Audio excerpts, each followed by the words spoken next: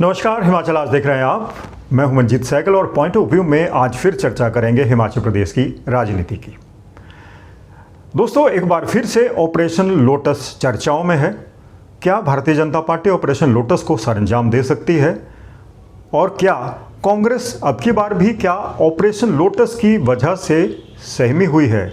और क्या operation lotus संभव है? और ऑपरेशन लोटस की संभावनाएं कितनी की है, कितनी क्षीण है, कितनी मजबूत है? आज के वीडियो में हम इस पर चर्चा करेंगे, इसलिए वीडियो के अंत तक बने रहिएगा। आपको याद होगा कि साल 2022 में हर्ष महाजन का चुनाव राज्यसभा के लिए हुआ था और उसके लिए क्रॉस वोटिंग जिम्मेवार थी। कांग्रेस के कई विधायक पार्टी के साथ नहीं खड़े थे, उनका झुकाव भारतीय जनता पार्टी की तरफ था, या यूं कह लीजिए कि हर्ष महाजन पहले कांग्रेस में थे। जो एमएलएस थे उनके बीच में कई हर्ष महाजन के चाहने वाले थे, उनके करीबी थे, तो उन्होंने उनकी कहे के मुताबिक जो उन्होंने कहा था कि उन्होंने मदद मांगी थी, तो मदद करने के लिए क्रॉस वोटिंग कर दी थी और वो राज्यसभा पहुंच गए थे और कांग्रेस के जो अधिकृत प्रत्याशी थे वो चुनाव हार गए थे। इसे बाद में ऑपरेशन लोटस 1 का नाम दिया गया और श्रेय कुछ भारतीय जनता पार्टी के नेताओं ने लेने की कोशिश की कि उनकी वजह से ही यह ऑपरेशन लोटस हुआ। ऑपरेशन लोटस के लिए जिम्मेवार माना गया था कुछ कांग्रेस के एमएलएस की असंतोष को, क्योंकि वो असंतुष्ट थे, उनको कैबिनेट में जगह नहीं मिली थी और यही कारण था कि असंतुलन की वजह से कई जो विधायक थे उनके भीतर गुस्सा था, असंतोष था और उन्होंने क्रॉस वोटिंग कर दी। हालांकि क्रॉस वोटिंग के बाद जो ऑपरेशन लोटस 2 की कोशिश हुई थी उसका नुकसान भारतीय जनता पार्टी को हुआ था और इसका फ़ायदा कांग्रेस को हो गया था, क्योंकि कांग्रेस की सीटें बढ़ गई थी, 40 सीटें कांग्रेस की हो गई। अब की बार भी ये विवाद कहीं ना कहीं से उठ रहा है और विवाद उठा है भारतीय जनता पार्टी के 2 नेताओं की वजह से, अनुराग ठाकुर और दूसरे पूर्व मुख्यमंत्री जयराम ठाकुर। सबसे पहले जयराम ठाकुर की बात कर लेते हैं। जयराम ठाकुर ने हाल ही में कांगड़ा में कहा है कि कांग्रेस की स्थिति बहुत ख़राब है और अगर कहीं से कुछ नहीं भी हुआ तो भी अंदरूनी कमजोरी की वजह से वो लड़खड़ाकर वो सरकार गिर जाएगी, उनका ये दावा था। उन्होंने ये भी कहा कि कांग्रेस के भीतर में मंत्रियों और अधिकारियों में कोई तालमेल नहीं है, मंत्री एक दूसरे को घूरते हैं। दोस्तों, जयराम ठाकुर ने एक तरफ तो ये कहा था कि सरकार में कुछ भी ठीक नहीं चल रहा है, जगह जगह असंतुलन है, चाहे वो मंत्री हो, मंत्रिमंडल के बीच में भी असंतोष है, इम्बैलेंस है और सरकार के बीच में कांग्रेस के एमएलएस के बीच में और अधिकारियों के बीच में कोई तालमेल नहीं है, सब एक दूसरे से अपना स्कोर सेटल कर रहे हैं और पार्टी के भीतर या फिर कांग्रेस सरकार के भीतर असंतुलन बना हुआ है, असंतोष है। एक और दावा उन्होंने ये किया था कि एक बहुत बड़े कांग्रेस के नेता हैं जिनके खिलाफ विजिलेंस जांच चल रही है, उन्होंने ये धमकी दी है कि अगर उनके खिलाफ चल रही जांच को बंद नहीं किया गया तो वो इस्तीफा दे देंगे। उन्होंने ये नेता कौन है उनका नाम तो जाहिर नहीं किया, लेकिन ये जो उनका पॉइंट है कहीं ना कहीं असंतुलन की ओर इशारा जरूर करता है। और वहीं उन्होंने ये भी कहा था कि सरकार कर्जा उठाकर कामकाज चला रही है, सरकार की वित्तीय स्थिति बहुत ख़राब हालत में है।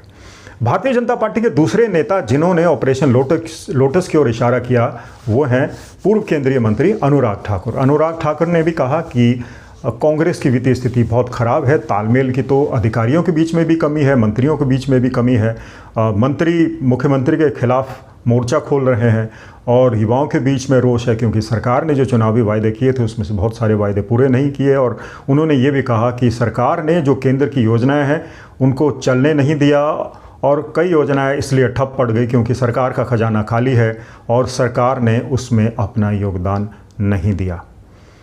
तो ये 2 बड़े नेता इशारा कर रहे हैं कि हिमाचल प्रदेश में ऑपरेशन लोटस हो सकता है।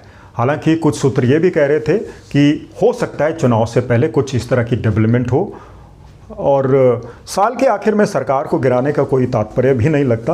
अभी 2 साल का समय बचा है, तो अभी अगर भारतीय जनता पार्टी कुछ इस तरह की खुरापात सोच रही है तो ऐसा कोशिशें हो भी सकती है। लेकिन ऐसे सूत्र बताते हैं कि केंद्र सरकार या कह लीजिए केंद्रीय जो नेतृत्व है वो नहीं चाहता कि इस तरह का कुछ हो, क्योंकि वो अपनी मजबूती से चुनाव लड़ना चाहता है। हिमाचल प्रदेश में वैसे भी एक रिवाज है सरकार बदलने का, तो जो स्थानीय नेता है हिमाचल प्रदेश के कहीं ना कहीं सरकार को किसी न किसी रूप में कटघरे में खड़ा करते रहते हैं।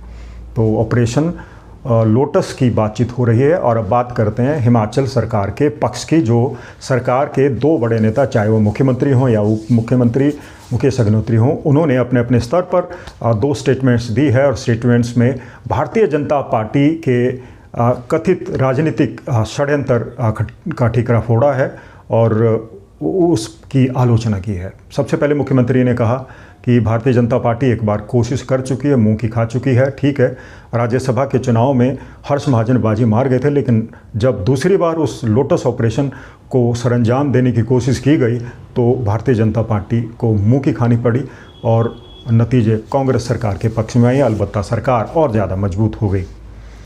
उन्होंने ये भी कहा है, सफाई दी है, क्लैरिफाई किया है कि फ़िलहाल हिमाचल प्रदेश के किसी मंत्री या नेता के खिलाफ किसी भी तरह की कोई विजिलेंस जांच नहीं चल रही है, और चलती है तो उससे पहले जांच की जाती है, उसके बाद ही मामला दर्ज होता है। तो फिलहाल उन्होंने इन आरोपों को सिरे से खारिज किया है और भारतीय जनता पार्टी को चेतावनी भी दी है कि अभी सरकार के कार्यकाल का 2 वर्ष का समय बचा है, सरकार अपना कार्यकाल पूरा करेगी। भारतीय जनता पार्टी कोई भी षड्यंत्र करने की कोशिश ना करे, वरना उसका जवाब अच्छी तरह से दिया जाएगा। बात आती है उप मुख्यमंत्री मुकेश अग्निहोत्री की। उन्होंने भी कैटेगोरिकली ये कहा है कि एक बार कोई चाल सफल हो सकती है, लेकिन चाल अगर असफल हो जाए तो ये ज़रूरी नहीं कि उसे एक बार फिर सफलता मिलेगी। उन्होंने कहा है ऑपरेशन लोटस होने की कोई संभावना नहीं है, मंत्रिमंडल मजबूत है, सरकार मजबूत है और कांग्रेस सरकार अपना कार्यकाल पूरा करेगी। और जो लोग इस तरह के सपने देख रहे हैं उनको पहले अपने गिरेबान में झांकना चाहिए। ये कांग्रेस के 2 बड़े नेताओं या फिर कह लीजिए हिमाचल सरकार के 2 बड़े चेहरों की तरफ से एक किस्म की क्लैरिफिकेशन आई है, एक दावा किया गया है कि सरकार मजबूत है। अब सवाल ये कि भारतीय जनता पार्टी के नेता अगर ऑपरेशन लोटस या फिर सरकार को अस्थिर होने का दावा कर रहे हैं तो उसके क्या कारण हैं? सबसे बड़ा जो कारण है वो ये दिया जा रहा है कि चाहे मंत्रिमंडल हो या जो कांग्रेस के विधायक हों, उनके आपस में नहीं बनती, आपस में कोई मेलजोल नहीं है, सबके बीच में कम्युनिकेशन गैप है। उदाहरण दिया जाता है कि कांग्रेस के 3 साल के कार्यकाल पूरा होने पर जो मंडी में एक बहुत बड़ा इवेंट किया गया था, उसमें उप मुख्यमंत्री ने सीधे तौर पर मुख्यमंत्री पर अटैक कर दिया था और कहा था कि वो ध्यान से सुन ले कि बहुत सारे ऐसे अधिकारी जिनको रात के अंधेरे में निपटाने की ज़रूरत है।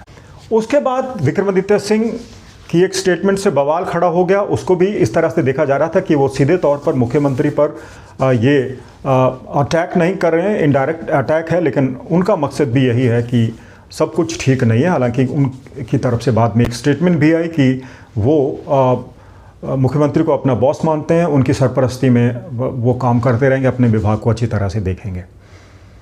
उसके बाद बारी आती है हिमाचल प्रदेश के फाइनेंसेस की। राज्य में 110 लाख से ज़्यादा का कर्ज हो गया है। सरकार कर्ज के बल पर सरकार चलाई जा रही है, ऐसा भारतीय जनता पार्टी के नेताओं का आरोप है कि सरकार का खजाना खाली है। और खजाना खाली होने की वजह से बहुत सारे वर्ग मतदाताओं के, चाहे वो सरकारी कर्मचारी हों, पेंशनर हों या फिर जो दूसरे बेनिफिशरीज़ हों, जिनके साथ वायदा किया गया था कि आपको इस तरह की मदद दी जाएगी या आपके लिए ये सुविधा दी जाएगी, जॉब्स क्रिएट होंगी, इस तरह के वायदे पूरे नहीं हुए। तो ये भी असंतोष का एक बड़ा कारण भारतीय जनता पार्टी के नेता गिना रहे हैं। तो ये 2 बड़े कारण एक अपनी जगह पर हैं, लेकिन सवाल ये है कि अगर किसी सरकार का खजाना खाली है, अगर सरकार के पास उतने साधन नहीं है, तो क्या उसे गिराया जाना चाहिए? क्या उसे कमज़ोर समझा जाना चाहिए? नहीं। हिमाचल प्रदेश में जो सरकार बनी है, भले ही किसी दूसरे आधार पर बनी हो, भले ही कुछ ऐसे वायदे करके बनी हो जो लोगों को लुभावने लगे हों, लेकिन है तो चुनी हुई सरकार। हिमाचल जैसी सरकार जहां पर रेवेन्यू के सोर्सेज काफ़ी कम है पड़ोसी राज्यों की तुलना में, वो केंद्र सरकार की मदद पर निर्भर करती है। तो केंद्र सरकार का भी ये दायित्व बन जाता है कि हिमाचल जैसे पहाड़ी राज्य जहां हमेशा से केंद्र की मदद से सरकारें चलती आई हैं, अब भी उसी तरह की मदद जारी रखें। अभी तक प्रधानमंत्री जो आपदा राहत के तहत जिस राशि का वायदा करके गए थे वो अभी तक रिलीज़ नहीं हुई है। हालांकि सड़कों के लिए अब काफ़ी फंड्स आ गए हैं, चाहे वो मंडी हो, शिमला हो, विक्रमादित्य सिंह ने हाल ही में इसकी जानकारी भी दी थी और कंगना रनौत ने भी दी है। तो केंद्र की तरफ से मदद आ भी रही है, लेकिन लगता है भारतीय जनता पार्टी सत्ता में लौटने के लिए बहुत ज़्यादा आतुर है। भारतीय जनता पार्टी के नेता कोई ना कोई मुद्दा उछालकर कहीं ना कहीं ये साबित करने में लगे हुए हैं कि हिमाचल प्रदेश की सुखविंदर सिंह सुक्खू सरकार कमज़ोर है। कमज़ोर कहाँ कहाँ पर है, किस लेवल पे, ये भी वो बताते हैं। लेकिन सरकार की तरफ से भी कोशिशें हो रही हैं, भले ही सरकार का कटोरा खाली हो और उसको भरने के लिए केंद्र की तरफ वो टकटकी लगाए देख रही हो, लेकिन फिर भी सरकार तो सरकार है और सरकार चल रही है।